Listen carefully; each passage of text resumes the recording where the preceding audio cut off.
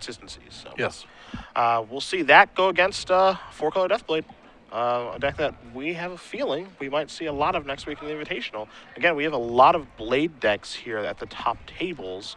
A lot of different variations, some blue, white, red, some are 4-color like Eric. So we'll see what happens here as we go.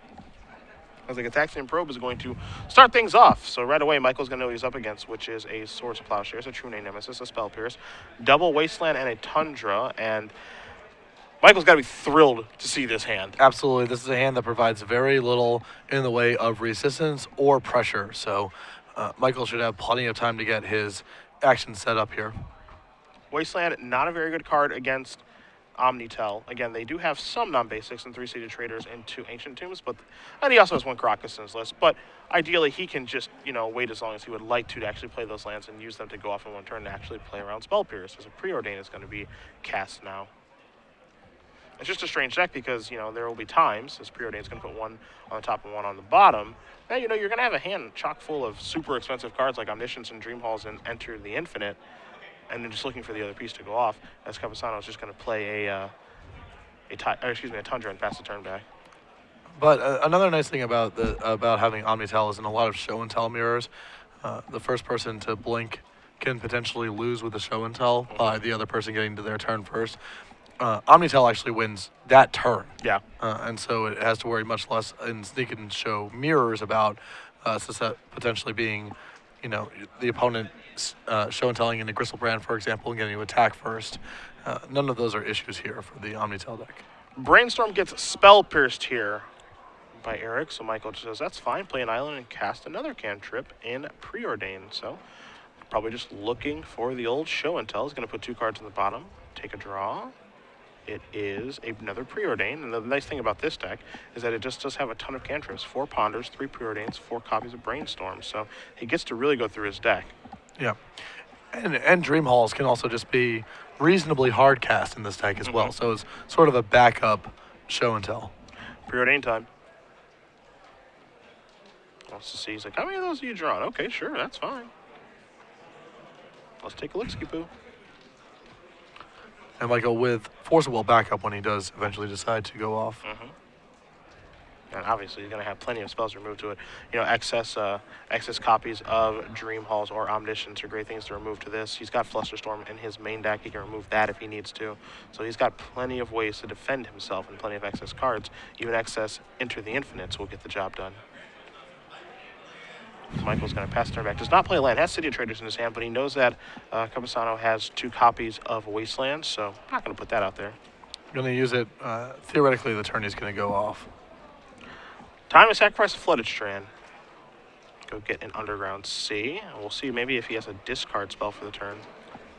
Another nice thing about the Omnitel deck is Force of Will is a lot more stable in this deck. You don't have a bunch of red cards and Gristlebrands and Emrakuls, so you have your Force of Wills are more reliable and give you much more selection about what you want to discard when you do decide to Force of Will something. So now's the time for the true game. True Name Nemesis is here. That's going to buy out a Force of Will, removing Omniscience. Michael maybe needs a little bit more time to go off and knows that Eric is short on pressure here. So take a draw step. And that is a Polluted Delta. Pass the turn back.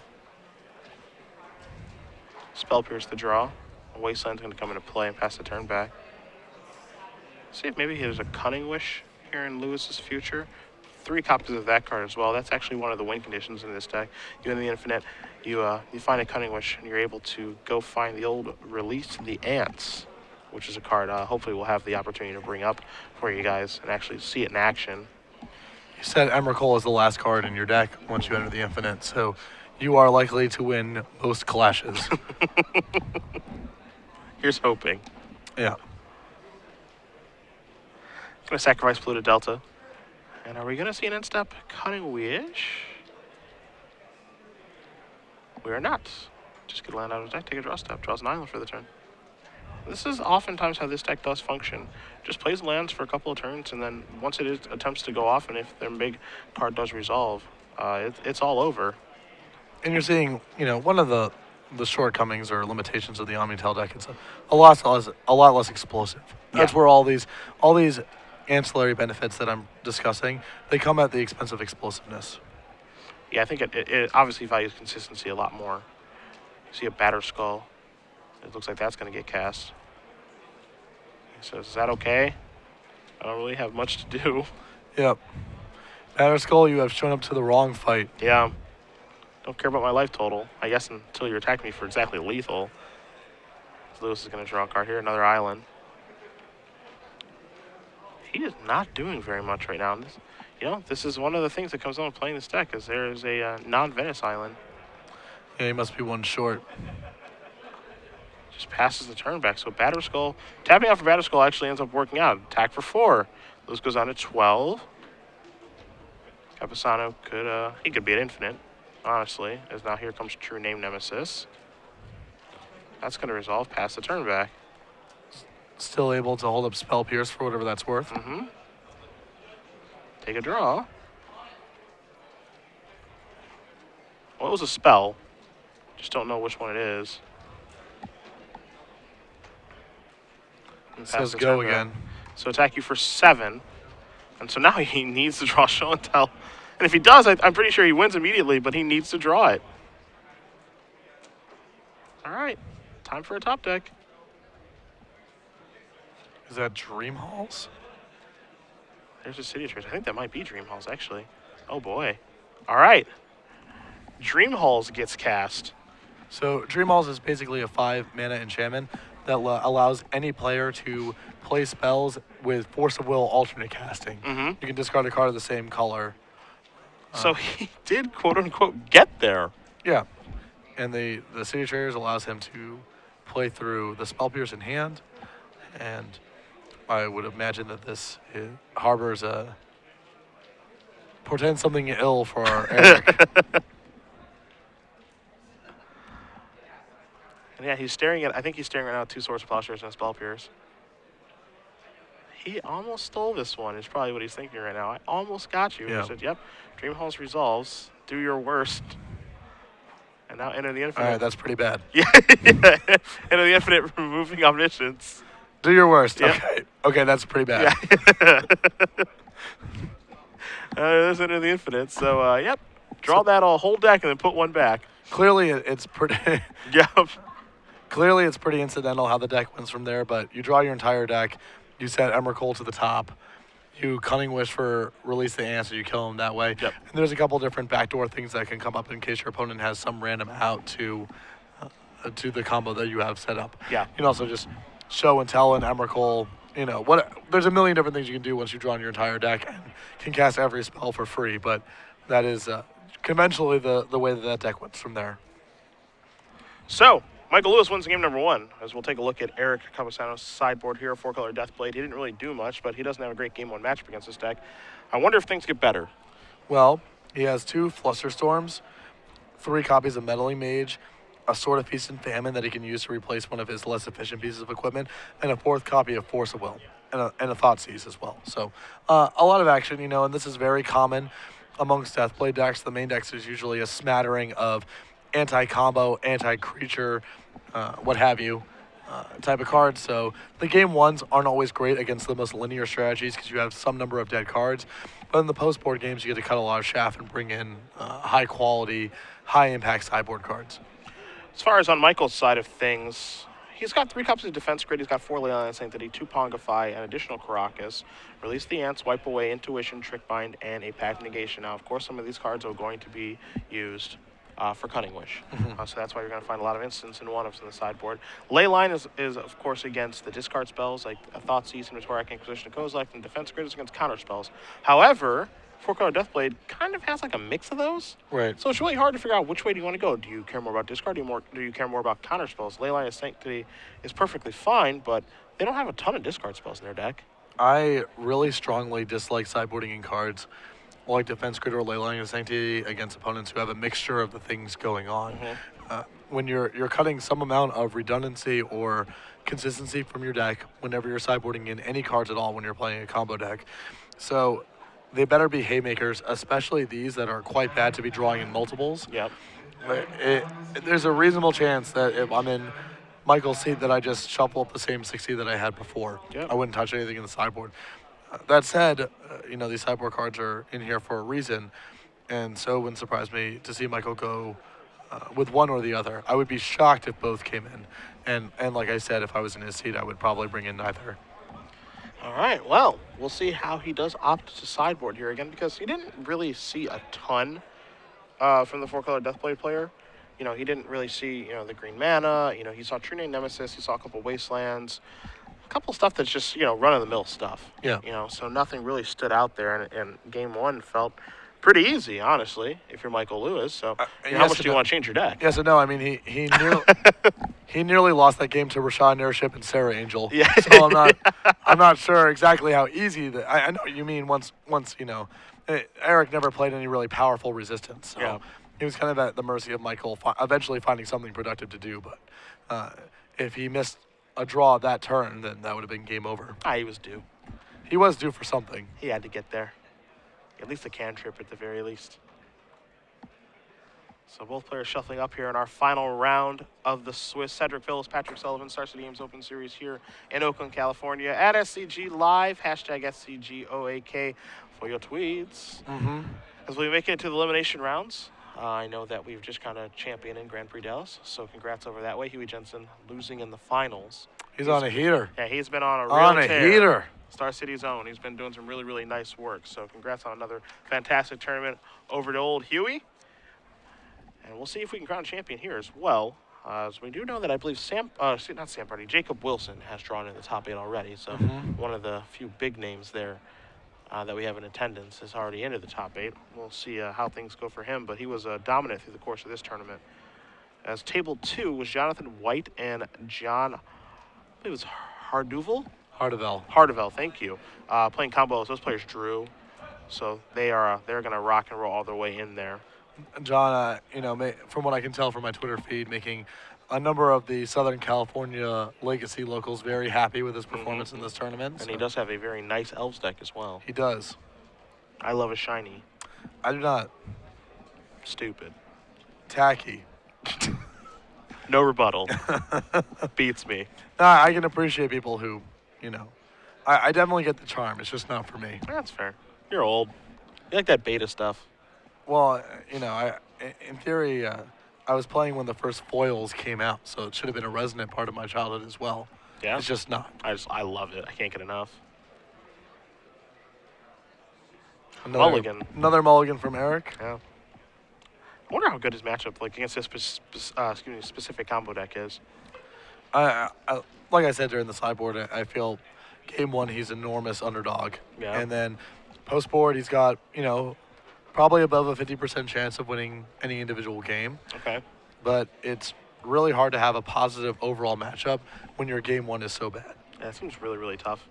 Because, he's automatically giving up game 1, and then game 3, if things go according to plan, he'll be on the draw. You're on the draw, and it's, it's not as bad to be on the draw against Omnitel than some other decks because the Omnitel deck is just less explosive. You actually do have some time to deploy your cards, but still, when games can end on the 3rd or 4th turn, being on a draw is a huge disadvantage.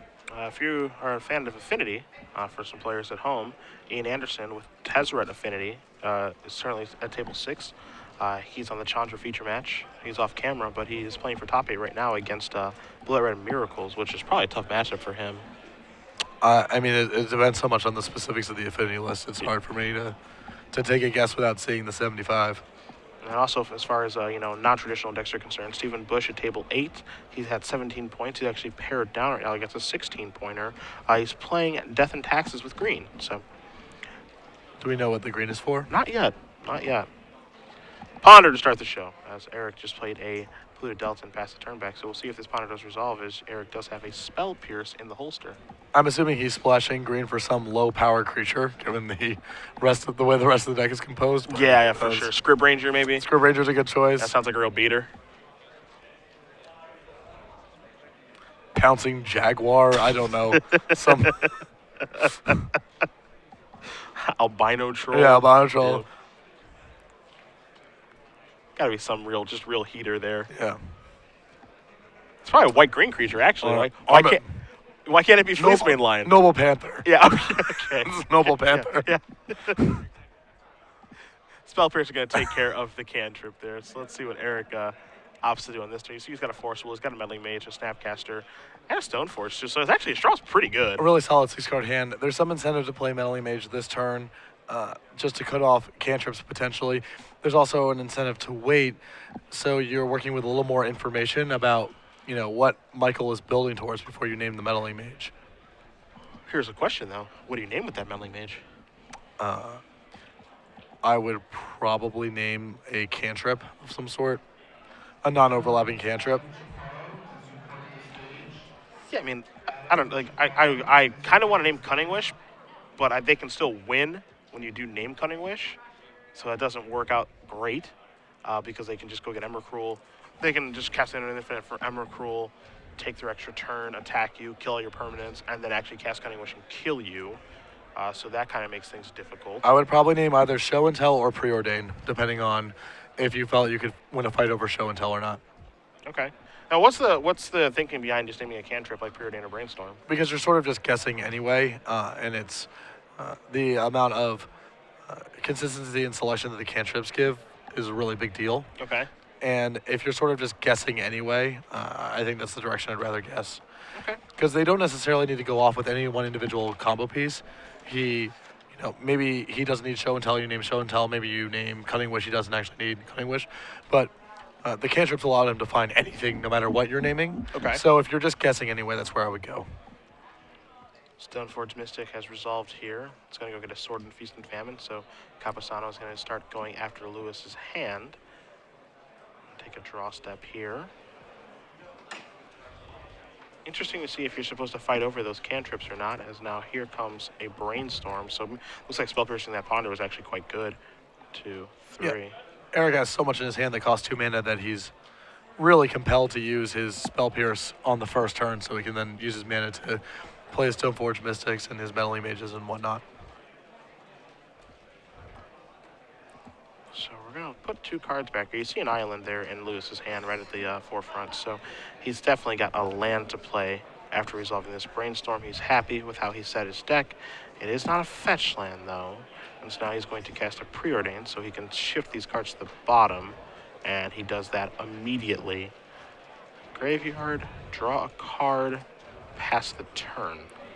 Got to assemble his own fetch land there, in essence. That was cute. That was really good. A loam line is the splash. Oh. I don't know if that's true, but that was recommended on Twitter. Well, line's a good choice, too. So you see Wasteland coming to play here for Campusano. He passes the turn back, threatening to put Sword of Feast and Famine into play and then get his beatdowns on the following turn. So Lewis is going to make some sort of move here. He's going to start by making a Brainstorm. See if he can find a fetch land this time to make it a perfect Brainstorm. But this deck doesn't have a ton of fetch lands in it, only 6. Yeah, it's you want a little bit of fetching in this deck as it allows some free shovels, which is nice, but Stifle is still a card and the random points of damage matter, so you don't want to go too far off the deep end with the number of fetch lands you're playing. Yeah. A healthy mixture of both is what you're shooting for. So let's see what we do. Put back. Now the sword is definitely much better than either Umezawa's Jete or Batterskulls in this matchup. Yeah. But Sword is not nearly as good against this deck as it is against a deck like Storm, because Michael doesn't actually need a critical mass of cards to go off. He can just hit his land drops, and then it's just cast Show and Tell, cast Dream Halls, and go. He doesn't need a plethora of Dark Rituals to be able to do his thing. 2, so now the Sword's going to come into play. Campusano quickly untaps, take a draw. Tundra is the draw for the turn. You see Snapcaster, Force of Will, Meddling Mage still hanging out. Those are the 4 cards in his hand. Now he's figuring out what he wants to do on his turn. How does he want to use his mana here? Because he can play his land, play his Meddling Mage, equip, and then untap everything. Meddling Mage and then hit you with Sword of Feast and Famine is kind of an awkward setup, because even if he does name a card that's in his hand, that card can just be discarded by Michael. So Meddling Mage is going to come in. You figure he's going to want to use all the mana the best that he can. But again, the question now is, what do you name? And does he just discard the card that you do name? Does Michael fight over this? Because Michael has Force of Will in his hand, and he is going to Force of Will. And now the $1 million question is, does Campusano Force of Will back, with the Snapcaster Mage to remove. Well, there's a much greater chance that Eric will fight over this melee mage than he might have been inclined to before. Now it's Sword of Feast and Famine, although he's not going to let that happen because Michael is actually running out of cards now that Force of Will is bleeding his resources. So Michael is ready to discard. Now, it looks like he's going to discard a City of Traders, but he is definitely giving this a think through, as he should. He's got an Omniscience in his hand. He's got some other things to do. And Eric still with Snapcaster Mage in hand, so has access to Snapcaster Mage on Spell Pierce.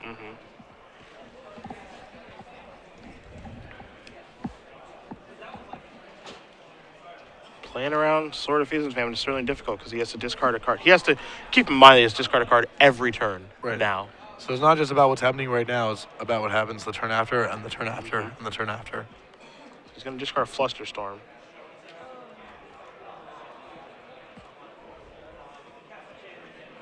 All right, so he's going to untap his land, take a draw step.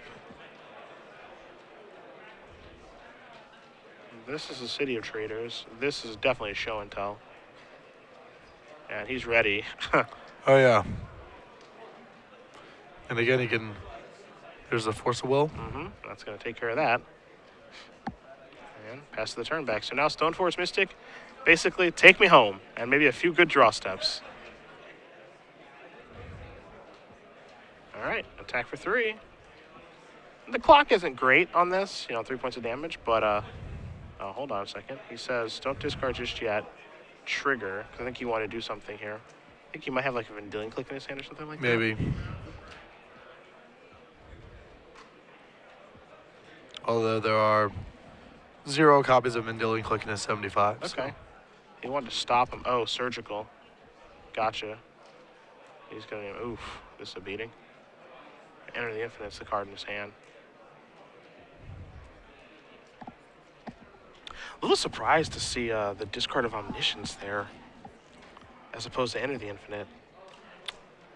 Yeah, no, I agree, right? Because Show and Tell before would have been a live draw. Yeah, ignoring the fact that his Show and Tells are gone now because of Surgical Extraction. If he discards Enter the Infinite, and then he draws Show and Tell, he can put Omniscience into play. And yeah, he doesn't have anything, but he's got a ton of live top decks. Cunning Wish wins the game. Yeah. Enter the Infinite wins the game. Emrakul will basically win the game. All the cantrips become so much better than 2. If we're looking, as you're looking through Michael's deck right now, it appears that he did bring in Defense Grid and not Leyline of Sanctity. Okay. There's a Wasteland to take care of the city. Now Dream Halls is off. Yep. As an out, and he just says, all right, go ahead. And, it's very difficult for Omnitel to win from this situation. Especially with no Show and Tells. He has to actually do it via Dream Halls, and he is so far away from casting that. He basically needs to draw 2 mana land, draw Dream Halls, and... Yeah, he can never keep 2 cards in hand because of the sword. All the while, he's getting clocked for 3 damage a turn. It's almost like he's in a hard lock, and we haven't even taken into the fact that for Campusano, he gets to draw a card every turn while this is happening. Hard to say if he even needs one, but he gets to. Yeah, not even if Eric's deck from here was just it drew nothing but lands, it would still be extremely unlikely that Michael will be able to win this game. Yeah, I think so too. Well, it's just the power of Sword of Feast and Famine and the power of Stoneforge Mystic. He's gonna pass the turn back. Spell Pierce the draw, shutting yet another door. So quick updates here for you guys as Campusano does draw that Spell Pierce that you mentioned. Ho Yin Chan playing Blue, White, Black Blade. He won his off-camera feature match against Manless Dread, so that's going to be into the top 8. Ian Anderson playing Tezzeret Affinity against Split Red Miracles. That wins, so it looks like that's probably going to be in the top 8. Ricky Sitter with Rug Delver. He wins. Whoa. He was X1-1, so it looks like he might be into the top 8 now. As you see, Lewis is going to concede the game, realizing that he is in the hardest of locks here, and those players will go back to the sideboard. Stephen Bush with the old Death and Taxes with a green splash. He won 2-0, so he maybe made it into the top 8 now. Again, we saw Elves and Doomsday draw. And then our backup feature match is Bradley Yu playing blue-white-red Blade, very similar to what Owen Turtle was playing. Now it looks like Isaac Sears defeated him with Ruggy Delver. So we're making our way to a top 8 here. Yeah. Don't forget, Jacob Wilson is still playing right now at table 1 because he wants to be the #1 seed and have the ability to go on the play and win his 3rd Legacy Open. I would be interested to see what the relationship was for being the 1 seed and winning the tournament in our Legacy Opens. Yeah. Because being on the play is perceived to be such a critical thing in Legacy. I would like to see those numbers. It's huge. It's huge. I mean, me on the play throughout the elimination rounds is just how's busted? Is that what you say? Busted. Yeah, busted. It is busted. It is unbelievably good to be on the play the entire time. So I actually think it's worth, in that last round of play, especially when you're a lock or whatever. It's just you got to battle. In a format where Days and Spell Pierce and Wasteland are all these defining cards. Yeah. And the games can be over so fast. Mm-hmm. Being on the play is critical. So as we do find out, those 2 players are in game number 3. So we'll see what does happen, as there are a lot of curious watchers over that way. But we'll turn our attention to this one. As Michael Lewis and Eric Campusano, they are in game number 3. Both players sitting at 6-1. Winner of this match moves on to the top 8. And for the combo player, Omnitel, will be on the play. Good place to be. And I will restate for the record that I'm really dubious of these defense grids. Yeah, I don't like it very much either. I mean, how much counter magic is hiding out over there in the 4-color Deathblade deck? 4 copies of Force of Will after board, 2 Flusterstorms, 3 Spell Pierces. A non-zero amount, but I think that deck is pretty strong against, most counter magic. I mean, Force of Will is a hard counter, but Spell Pierce and Flusterstorm seem not too difficult to beat. No, not really. Personally, when you've got a lot of double lands, you're not in a big hurry. We saw in the first game how he won through a Spell Pierce fairly easily. So I'm with you. I mean, he's and the question obviously, right, is what is he sideboarding out for those defense grids? Maybe he's just sideboarding out Flusterstorm. And you'd rather have defense grid than Flusterstorm, possibly. But defense grid is symmetrical. And Flusterstorm is also valuable in fighting over cards like Thoughtseize and Duress and what have you as well. We'll see. We shall see. It's just I think in general those kind of cards get brought in a little too liberally against opponents that have, ley lines against opponents with a couple discard spells, or defense grids against opponents with a couple counter spells. And given the nature of the combo decks, I feel you have to be pretty sure that the cards you're siding in are high impact, because every card that you bring in is coming at the expense of your core strategy. Yeah. All right, both players at the ready here. So we're going to find out what happens here. Again, Lewis on your left is going to be on the play first with the Omnitel deck, a deck that we have not seen a ton of recently.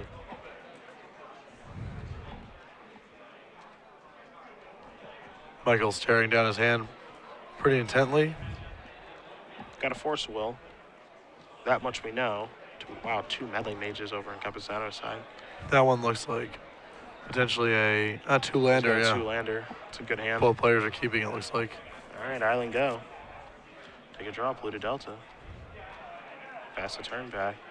Scary thing here from the Omnitel players, they can go off as early as turn 2. Double land, show and tell, put Omniscience into play, go bonkers. It is the exception rather than the rule, but it does have some of those same explosive sneak and show draws that we've come accustomed to seeing the last few months on the Open Series. All right, going to start with a Brainstorm. And I believe Lewis already has a fetch land in his hand, so it's going to be, I believe, a perfect Brainstorm. Ancient Tomb among the cards drawn here. You can see that Force Will in his hand. I think that's going to be a pretty important one in this game. And the single copy of Emrakul also drawn.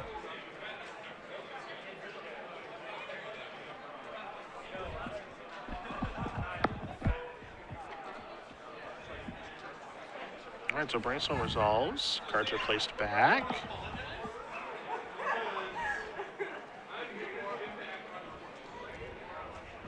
And it is a fetch land.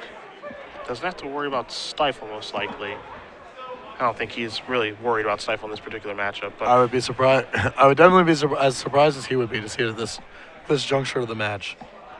Sacrifice the Delta, going to move down to 19. And maybe it's time for another cantrip. I can't imagine anything else that would cause him to want to break his fetch land right away. So Yep, and there is a Ponder.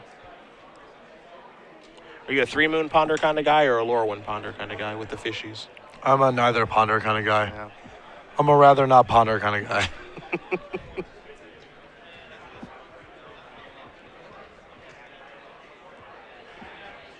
He is going to keep them and pass. It's a good start so far. Yep. There's a brainstorm on the end step. So Campusano is saying, I need some help. And a turn brainstorm on turn 1 is really telling. Well, I think Campusano has so much use for his mana over the next couple turns that this is just a concession to what turns 2, 3, and 4 are going to look like. He might not have another turn to brainstorm. Okay. He also has another fetch land in hand, so he gets to shuffle away the worst card of the bunch. So this is often a mistake, but it's possible the mana constraints of Eric's hand force him to cast his brainstorm right now. All right, so let's see what the 3 cards he finds are. There's a Jace of Stoneforge and a mystery card. Maybe perhaps a Spell Pierce. Yeah, I believe that may be what that was. Looks like he's going to put a Jace back. Yeah, is a redundant Jason and a redundant Stoneforge Mystic. Well, the redundant cards are going back then. Quick untap, grab that. Now, is he going to keep Spell Pierce up or is he going to play a spell? I think that's the really interesting part. I feel like you probably have to play a spell. Get some pressure. With no third land in hand, I think you just have to cast something. There's no guarantee that you if on the third turn you get to play Meddling Mage with Spell Pierce back up, then there's an argument. Although even in that world, I still think you're better off just casting your Meddling Mage here if you have a good target in mind. But with no third land, it's a no-brainer. He just has to cast a spell. Yep. All right. So we're going to see a Meddling Mage or we're going to see a Stoneforge Mystic? That's the question. I think we're probably going to see a Meddling Mage, but we'll see. All right, there is Chris Pakula. And I had a feeling we might see a Force of Will, so it's going to be that removing a Brainstorm. Michael's been very aggressive with his Force of Wills in these games. Yeah, he does not want Meddling Mage to resolve at all. And I like what Campusano is doing here, which is, thinking about the Meddling Mage, thinking about the fact that Force of Will is on this stack and saying, all right, I guess that happens. There's a go. Okay, well, nice try, buddy, with that fake out with the Force of Will. Gitaxian Probe blows that up. Shows 2 Stoneforges, Jace, Meddling Mage, Spell Pierce, and a Scalding Tarn. We are clear for takeoff. You see the show and tell. The Emperor has no clothes. Yeah. So, Lewis is going to get to draw a card here off the Probe. If you're wondering why Gitaxian Probe is a good card, this is the exact reason why. Well, it's good for 1,000 different reasons. Yeah. I was talking with Matt Nass in between rounds, and we were both saying, I think we're going to be moving to a place pretty soon where just a bunch of legacy decks are playing 4 Gitaxian Probes main. Yeah. Just does too many things. Information is key. Casting a spell, a million things trigger off casting a spell. Putting a card in your graveyard is valuable. Drawing a card is valuable. It's just... Show and tell is valuable. Yep. We're gonna play this. 2 and a blue. Add X mana to your mana pool. Yeah. Imagine something and then put it into play. Yeah. Lewis is very ready to put something into play. Campusano would prefer not to play this game, but he has no choice. So, do your worst, he says. All right. What are we bringing to class, gentlemen? I mean, he has to name... I think it just has to be Meddling Mage and then name Enter the Infinites and hope. Yeah, sure. That, if it's Emrakul, there's nothing you can do. But you do have some shot if he's on Omniscience and to Enter the Infinites. I think, are we curious if we're having a judge call or what's going on here? Looks like he's, okay, Oracle text. Probably on what happens when you put something into play off of when you put a Meddling Mage into play off of show and tell, like what happens. You get a 2/2. Yeah. He gets a 50-15. Yeah, yeah. It's not that complicated. Yeah, and Meddling Mage is naming Enter the Infinite. So. Right, so that was his one line. Also noteworthy, Eric Campusano, on like many Deathblade lists, no copies of Caracas to be found in the boy. 75. So unless he draws a Caracas not in his deck or a 2-mana land not in his deck, then this Emrakul is going to be sweeping this up. See, it shows in the spell piercing. Maybe I should have just left that in my hand. But that wouldn't have gotten the job done either because he had Force of Will backup. And so that is going to do it. Michael Lewis defeats Eric Campusano 2-1. Omnitel is in your top 8 this evening. Yeah, congratulations. Some really well-played games by Michael. They're very aggressive with his Force of Wills. And, Eric's deck is not entirely, I think, tuned for this matchup. Beyond the fact that the game one is just kind of this way with Esper Deathblade decks across the board, the lack of Caracas anywhere in the 75 is another small blow to his chances in this matchup. Yeah.